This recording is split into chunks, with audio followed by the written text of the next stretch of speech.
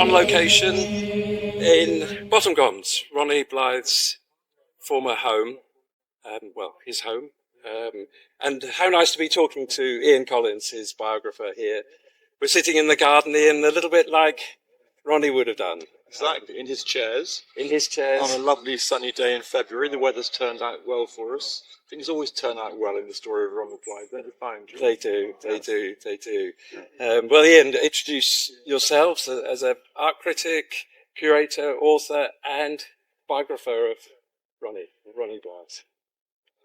Well, I first met him in 1988. I came down the track here one August day, and the door here was open, and there was a typewriter clattering upstairs, and there was a robin hopping about in that room.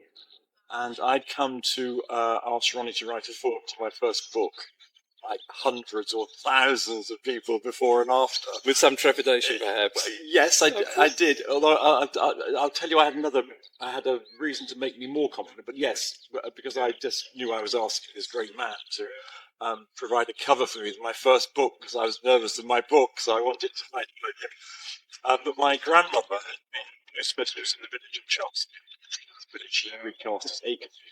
So we sort of began mid-conversation really. As sort of shared background, as I thought, and he did the forward for me, and we started on a 35-year friendship. And I would come and stay off, and used to stay in the guest room at the end there that Ronnie had stayed in initially when he came to visit the Nashes until they left in the house in the 70s when they died. And it was a place of complete enchantment. Enchantment was a word that Ronnie used a lot, and it certainly summed it up properly. Yes, I think that's exactly right. I mean, as we sit here, we've been listening to a skylark singing, the snowdrops are out in the garden, as you say, there's a little bit of sunshine, the bulbs are coming up, it feels like the end of March rather than February where we are now. And I always felt as though that there was something special about entering the space here. Definitely true. It's a protected space. I mean, it's this ancient house. The core is 15th century. Exterior late about 1600 with a tiled Georgian roof, originally thatched. But this spot, I think, has been settled since ancient times because it's in a protected hollow. There's a spring in the far corner which feeds the stream, which used to run under the house. So when it was a sort of Tudor idea of a house with running water, you would build it over the stream, or medieval idea. And then when the Nashes came in the 40s, they just shifted the stream around the back of the house. But it was the water supply. Basically, you would turn on the tap and you get the river, basically. And so it's very basic, very much next to nature, very much in nature. And it's just, you feel that you're completely sustained. The house is sustained in the site, and you are sustained in the site. And it's just, everything seems timeless and permanent, and it's just a very magical place. So Ronnie lived to 100, so 100 years. 1923, when he was born at the beginning of that year. 22. The amount of carbon dioxide in the atmosphere was 304 parts per million, kind of just a little bit above pre-industrial level. In other words, completely safe. And it reaches 350 in 1990 when the alarm bells start to go off, and is now in the 420s. Wow. So through his life, he saw this kind of remarkable change, and yet he was both aware of those big changes in the world, but entirely settled in this landscape, in his place. And there's something about that relationship with a real kind of attentiveness and immersion, but then not really letting the big world shake you up. Is that fair? Yeah, absolutely fair. I mean, he operated on so many levels. He was a great time traveller. In his imagination, he was going all over the place. But he never willingly, in his lifetime, lived more than 50 miles from his birthplace, and normally fewer than 10 by choice. And so he was born just over the fields there, into Suffolk. He came from many generations of farm workers, originally shepherds, with in the northeast of Suffolk, around Blythe, but they sort of crossed the landscape as times hardened, and they ended up on the Essex border. And Ronnie was the eldest of 6 surviving children, born into this immense hardship after the First World War and this brief respite before they went into the really Great Depression. And times were so hard. His mother was actually from London, but very poor London, a slum tenement in Covent Garden. So they were really the poorest of the poor. And they had one book in the house, which was the King James Bible. And so Ronnie got his foundation of faith, his love of poetry, from that one book. And then it was library books. And his mother took him to all the children to the library, and they just were avid readers. They read and read and read. He got nothing out of formal education. The village school then became the elementary school in Sudbury. He was kicked out at 14 with no qualifications whatsoever. Never passed an exam in anything. And he just became this autodidact. And the choices were becoming a porter in the workhouse, which by that point was the cottage hospital, or an assistant in a sort of general store which sold books. So he got that. So he started with books. He was a hopeless salesman. He wanted to read. Exactly. Or look out the window. And he always he was a great reader, great walker. They were too poor for wheels in his childhood. He only got a bike when he could pay for it with his wages. So he walked his world as far as you could walk out back in the day. And so for him, a hedge had an immensity to it, and so he always kept that. He always kept that sense of a microscopic place.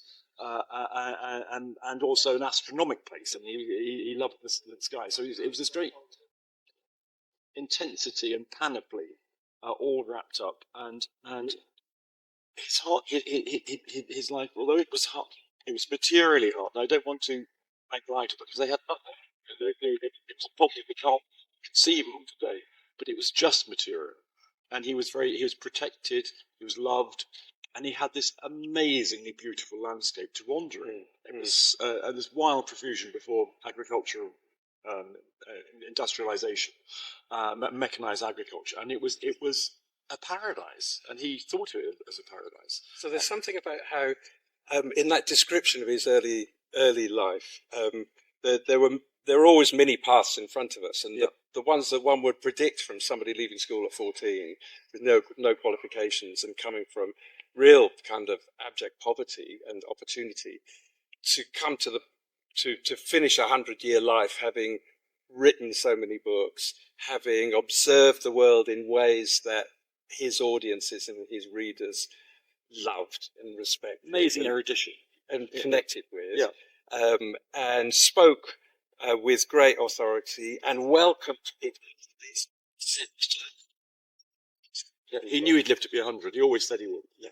Isn't that amazing? Never drove. Never drove. No, this is he was actually got car sick, which may have been psychological. But he was a beneficiary of everything he lacked. So not just a car. He never had a washing machine. He never had a computer, mobile phone. He never had a torch because he had wonderful night vision. All the things that we take for granted as being essential to life, he just dispensed with, and it was partly because he'd been born in literally in the shadow of the workhouse, but also because he just realised he didn't need stuff, and it is very liberating. Yes, it is, very liberating, especially as we sit here. This morning. Tell us a little bit about how you approached the process of writing the book. Obviously, he approved and agreed with that. He didn't want to write an autobiography, but then again, a lot of his work is autobiographic. Well, yes, we think of him as a confessional writer, don't we? And to a great extent he was, but there was a lot he kept hidden, and he even kept some of it hidden from me, although it was agreed that fairly early on that I'd write the biography. And we had this sort of very, very intense friendship. And he was my mentor, and my great great friend, and we loved each other dearly. But there was an etiquette to our friendship, and he would never ask me to write the biography because that was sort of presumptuous, and I would never ask him if I could because that was also presumptuous. But we just kind of understood. At some point, we understood that it would happen. And I was very relieved when he started telling other people that I was doing it. Well, that was okay. Then you knew. But I took notes from the first day because it was I knew it was a fascinating story, and so we talked all about the physical side because he was gay, so he was criminal till he was 45, which is a big phenomenon in his life. It has to be, but what he didn't tell me about was the depth of the poverty. Because and this was a great. There was a reason for this. He distanced himself from that. He changed his voice. He changed his Suffolk voice. He'd had a sort of cut glass voice that they had in the 50s, which was I got from the radio. And by the time he came here, he changed his voice again into this smooth, natural Ronnie voice, coming to this house in the 70s, really.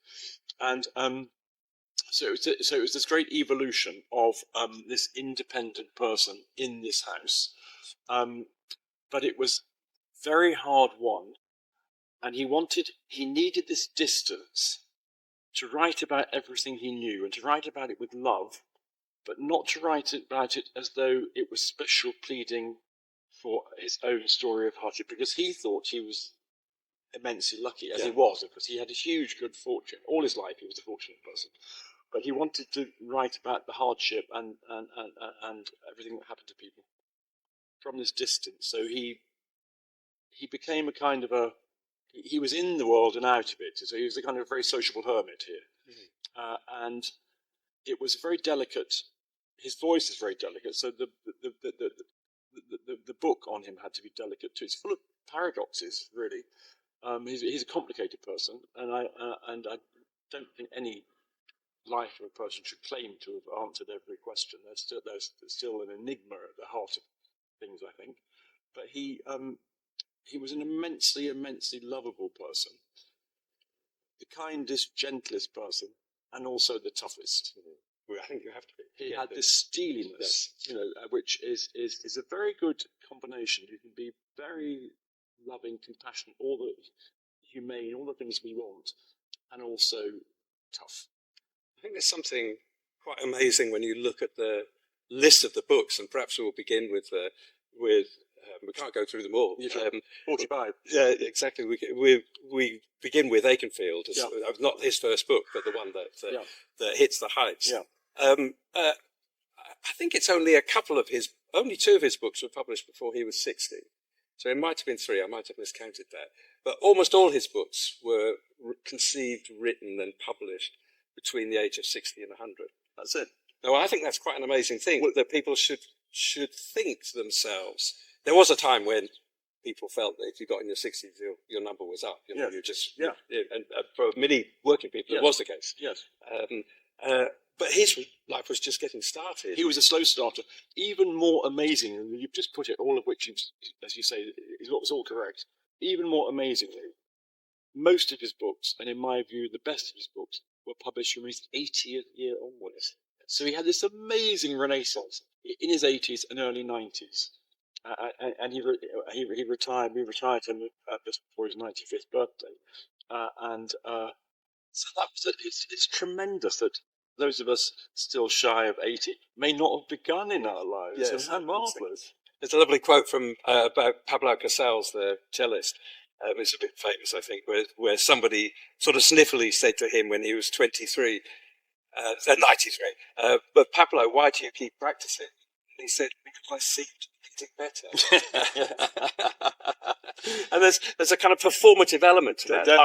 Life is not kind of like, I've done that bit and it's stopped. Yeah. It's going to respond to your intention and your agency and your wishes. Yeah.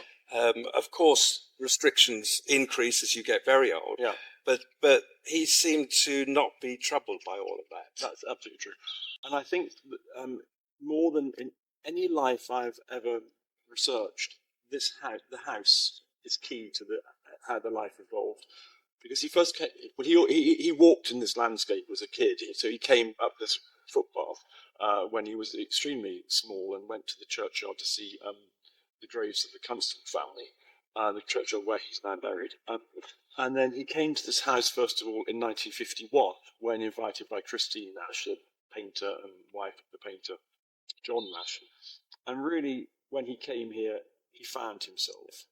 And they never used the phrase, but really they were an adopted family.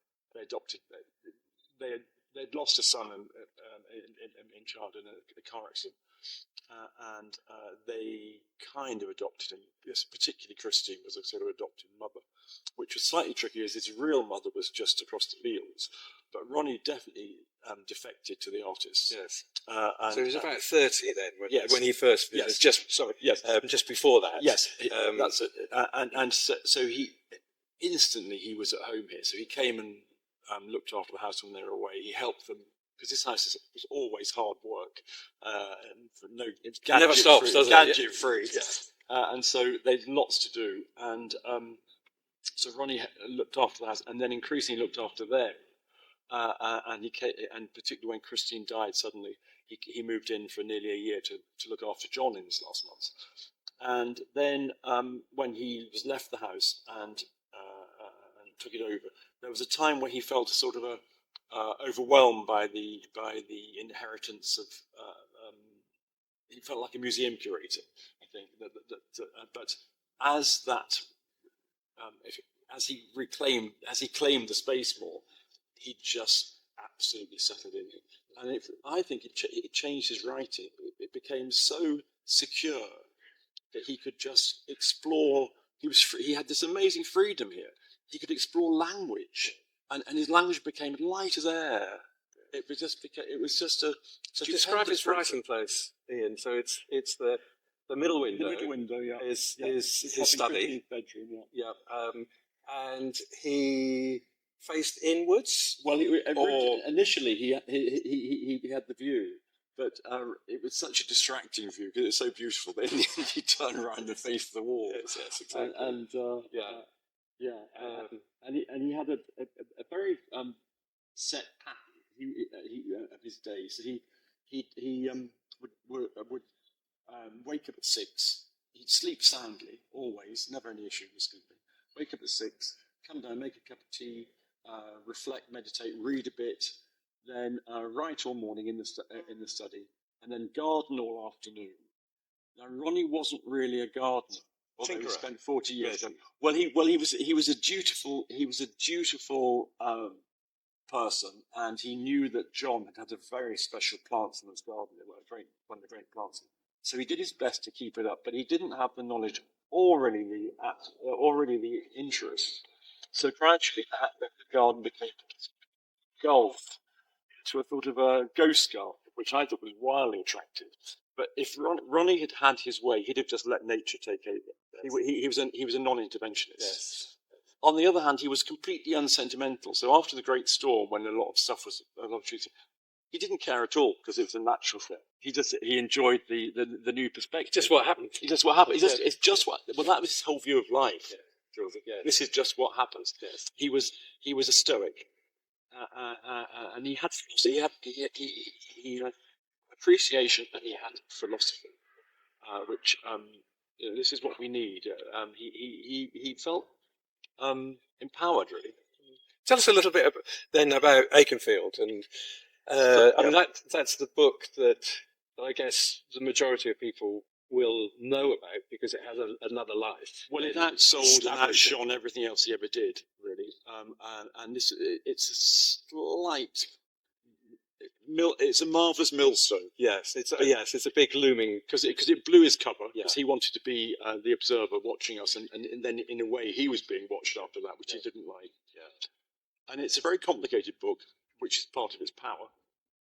Well, for people who don't know, it's the story of a Suffolk village from the 1880s to the 1960s. So through agriculture, depression, and two wars. So it's a time of terrible things happening.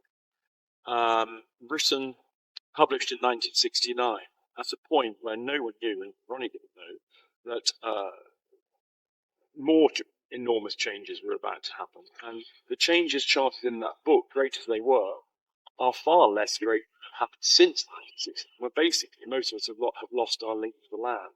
There's a great sadness to it. So it has this power period piece, but it has a greater power because it purports to be. It's got quite a complicated structure.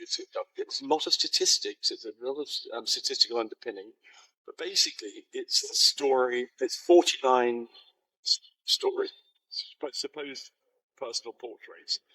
In fact, it's more complicated. None of those people existed as presented.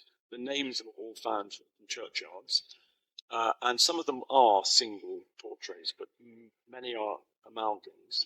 They're archetypes. Archetype, yeah, really. yeah. And Ronnie came from a society where it was bad manners to ask a direct question. Well, that's a bit tricky if you're writing a book like Aikenfield, and you don't. He sort of sidled up to him. You were supposed to sidle up to him for it. You wanted to know everything, but you weren't supposed to ask. Yeah. So how he did it is quite a mystery. He, I think, began with a tape recorder, but ditched that fairly soon. And what he the archive, which has just gone to the British Library, seems to suggest that he kept index cards and he kept records of interviews. And it seems that he made note. He wrote these up immediately after the interviews. He had a fantastic memory. He had a fantastic ear, and it wasn't just his whole life wasn't just talking; it was listening. He was an amazing listener as well as an observer. So he listened and listened and listened. So that's where he got all his information about the world. Yes, and about people. And he remembered he remembered whole paragraphs, how people spoke. And so Aikenfield is this great tapestry of all the things he'd ever known. And he said to me that he wanted to write a book as Hardy would have written it. Well, because Hardy was a novelist, a poet, yes. And so that's what he overlaid the oral history with. This everything else he ever knew, and I think one of maybe the greatest revelation of my biography is that the first voice in Aikenfield, supposedly someone called Leonard Thompson, who was a farm worker who went off to Gallipoli, is actually Ronnie's father. Yeah. And Ronnie's father came back haunted. He had a thwarted life with Ronnie's dad, Gentle George. He hated farm labour. He joined the army in August of 1914, so like so many kids, to get away from the land. And he was only 16. It was illegal, but blind eyes were turned. And he went off to the Western Front and Gallipoli, and then all through the Middle East. And when he came back to beautiful Suffolk in 1919, age 21, he took one look and tried to re-enlist again, and failed his army medical as being unfit for military service because of what had happened to him in the previous year. He was 21 and wrecked. And he lived this silent life as a farm worker. He escaped from it by becoming the municipal gravedigger in Suffolk because of all the experience he'd had at Gallipoli. He buried the bodies. So he had this silent life, but when he was dying of lung cancer, he'd always had a roll-up fag in the corner of his mouth, and when he was dying of lung cancer in his 50s, nursed by Ronnie, the stories all came out. Yes. And Ronnie just listened and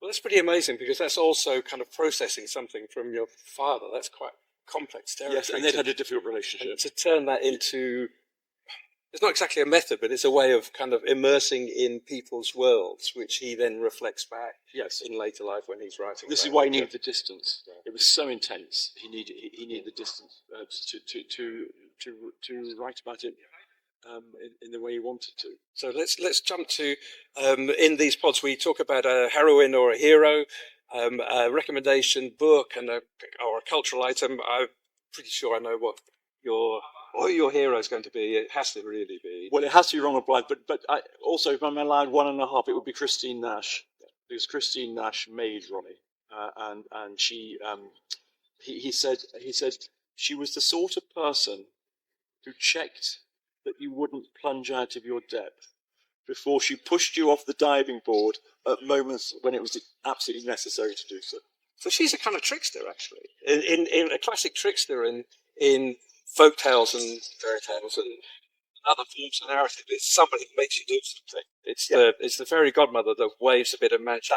It's the fox in our landscape, or the hare on the field over there. That's it. They suddenly make us go, oh, I didn't realise we could do that. That's it. So she gave him the push, and she gave him the confidence, and she found him the house on the Suffolk coast, and Thorpe Nest next to Warburg, where he just was supposed to write his novel, and off he went in a snowstorm in the middle of the 50s, and because he'd always had this fear of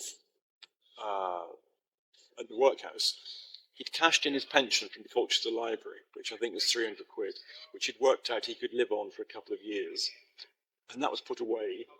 And he actually immediately started earning from magazine articles and essays and short stories. So he never touched that 300 quid. But because he always thought that the workhouse was coming, he then accepted a job at the Alba Festival for £150 a year as being assistant to Benjamin Britten. And although that was taking him away from the novel, we should be so grateful he did that, because it gave him amazing material. Doors opening, exactly. These great connections, but also this wonderful book that he finally wrote when he was 90, this youthful memoir called The Time by the Sea, which is one of his great books, I think. So let's come to a book. Yeah. Ian, so I think it has to be the book. I'm afraid it's mine. Yes, well, that's why you're here. That's perfect. It's actually Ronnie's book. It's our book. Yes. This is the result of a 35-year conversation, which I then carried on after his death by using as many of his words as possible, because they're better than mine. And so we sort of wrote the book together. And so it's been a wonderful experience. Part of it was written in Ronnie's study, and it's been a great. We'll put a note in the show notes about it so people can follow that up. But again, widely available, of course, in all good bookshops and elsewhere. A book recommendation. Did you want to make a recommendation for listeners and viewers? Yes, I would. Well, as we've said, Ronnie wrote so many books. But if people are starting to read Ronald Blythe now, as I recommend everybody to read Ronald Blythe, because he's the voice of every man, every woman, and everyone will appreciate Ronald Blythe's books.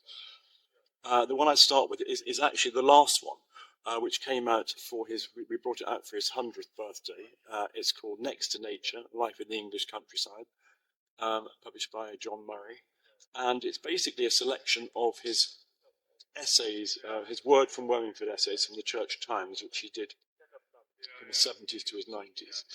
And it's arranged by months of the year, and each month is introduced by a different writer, so you get a sort of perspective of what Ronnie has meant to other people. And it's just a completely beautiful book. And it's a book you dip into, you can read through the year with it, go back to, and there's always something new. It's amazingly compressed. It's magical. Yes, it is. Oh, quite agree. And gorgeous to finish off his books with that one as well. Yeah. And one top action for people. What would you say, as we sit here in the garden where Ronnie would have sat in one of these chairs? Yes. What would you say? Well, the action is not to feel overwhelmed by how the world seems to be. Also, not to feel entitlement, because entitlement is endless and it leads to disgruntlement. But to feel appreciation, to savor the moment, savor life, and as Ronnie did. And it's very easy. It's easier to say that if you've had a comfortable life. But Ronald Blythe had a very uncomfortable life to begin with, and actually quite an uncomfortable life in this house in many ways. Many people would think, but he had this joy in being alive, and I think that's the starting point for actually doing things. Bring joy. Yeah, and I think we all need to do that more. Fabulous. Ian Collins, thank you very much indeed for joining us on the pod. Heat, camera, action. Real pleasure to talk to you. I think we could probably talk for about 100 years, perhaps, about that whole of Ronnie's life. So, really lovely to be here. Thank you.